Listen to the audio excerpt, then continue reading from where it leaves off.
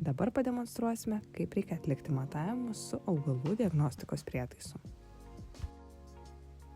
Pilnai pamatavimo sesijai atlikti reikia pamatuoti 20 augalų pasirengtame lauko masyve. Rekomenduojame matuoti bent 5 hektarų teritorijoje, jog būtų padengiamas kuo didesnis dirvos plotas. Matuoti pradedame nuo jauniausio lapo, tai yra pirmo pilnai išsivysčiusio lapo, skaičiuojant nuo augalo viršaus. Matavimą atliekame per patį lapo vidurį. Augalo lapą suspaudžiame gnybtais taip, kad augalo lapo viršutinė dalis būtų nukreipta į matuoklio šonuose esančią angą.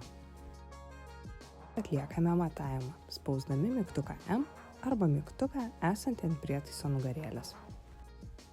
Kuomet lapas yra pamatuotas, atleidžiame gnybtus ir prietaisą spaudžiame mygtuką L. Prietaiso ekrane turi pasikeisti lapo numeris.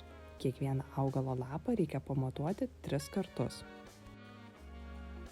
Pamatavus visus augalo lapus, spaudžiame mygtuką P, kuris indikuoja, jog pasikeičia augalas.